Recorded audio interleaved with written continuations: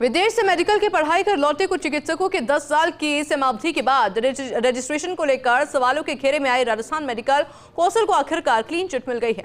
National medical commission ने देश भर के एफएमजी चिकित्सकों के लिए स्पष्ट गाइडलाइन जारी की, जिसमें एमबीबीएस में एनरोलमेंट के 10 साल के भीतर रजिस्ट्रेशन का नियम वर्ष 2019 के बैच से माना गया है। यानी कि इससे पूर्व के बैच के स्टूडेंट्स को अब आसानी से रजिस्ट्रेशन हो पाएगा। इस पर एक रिपोर्ट देखिए। फॉरेन मेडिकल ग्रेजुएट स्टूडेंट का रजिस्ट्रेशन रोकने के मामले में राजस्थान मेडिकल कौंसिल पिछले दिनों चर्चाओं में आई थी। काफी संख्या में स्टूडेंट्स ने कौंसिल का घेराव किया और आरोप लगाया कि अधिकारी अधिकांश स्टूडेंट पर 10 साल के भीतर रजिस्ट्रेशन का नियम लगा रहे हैं, जबकि दूसरी ओर चुनिंदा स्टूडेंट का रजिस्ट्रेशन किया जा रहा है।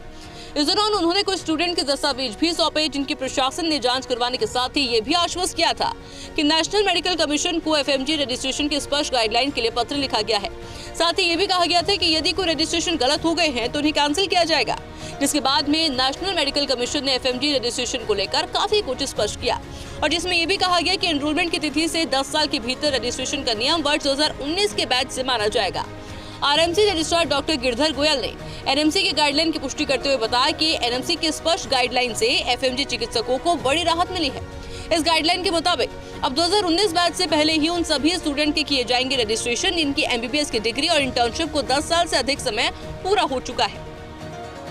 अभी पिछले कुछ दिनों से एफएमजी विद्यार्थी उनको कुछ परेशानी आ रही थी। हमने बार बार एनएमसी पे भी संपर्क किया और अभी एनएमसी ने एक एफएक्यू जारी किए हैं, तो उसमें उनकी अधिकतर जो समस्या थी उनके बारे में उन्होंने अपनी राय दी है और मुख्यतः जो 1-2 बिंदु थे, एक तो कंपनसेट का था, वो भी एनएमसी ने कहा है, तो हम उसको पॉजिटिवली करके और सारे जितने भी बच्चे जिनके दस्तावेज वैध हैं उन सब का रजिस्ट्रेशन समय से करेंगे और हमने हमारी इसके लिए पूरी टीम पहले भी तैयारी थी और भी हम इसको युद्ध स्तर पर कार्य करके और जल्दी से जल्दी करने की कोशिश करेंगे।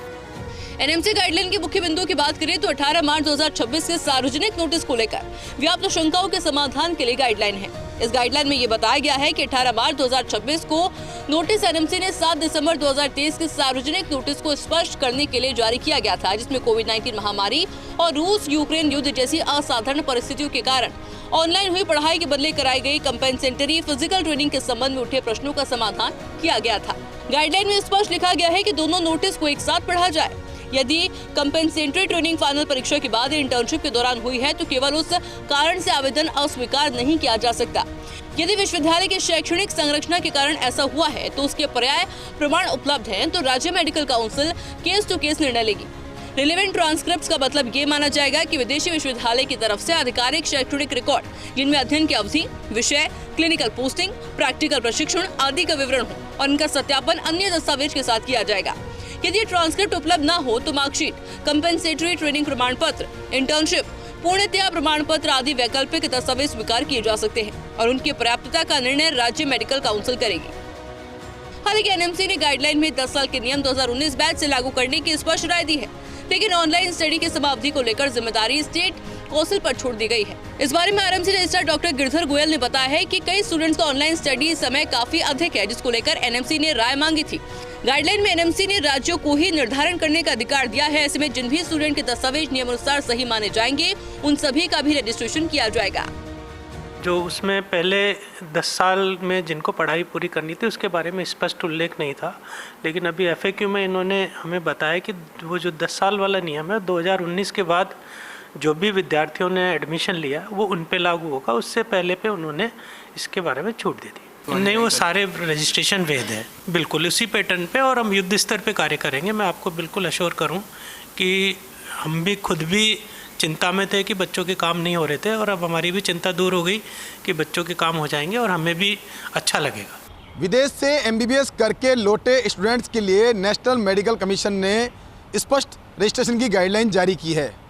राजस्थान मेडिकल काउंसिल के आग्रह पर की गई गाइडलाइन के अंदर स्पष्ट किया गया है कि 2019 बैच के स्टूडेंट्स के बाद ही 10 साल का नियम लागू किया जाएगा, यानी इससे पहले के बैच में रजिस्ट्रेशन 10 साल से अधिक समय अवधि पर भी हो पाएंगे। हालांकि ऑनलाइन पढ़ाई को लेकर स्पष्ट गाइडलाइन जारी नहीं की गई है, लेकिन राज्यों को ये निर्देश दिए गए हैं कि वो अपने स्तर पर एक एक केस को एग्जामिन करके ये फैसला ले। अब उम्मीद यही है कि काउंसिल इस पूरे मामले में स्टूडेंट्स के हित में फैसला लेगी।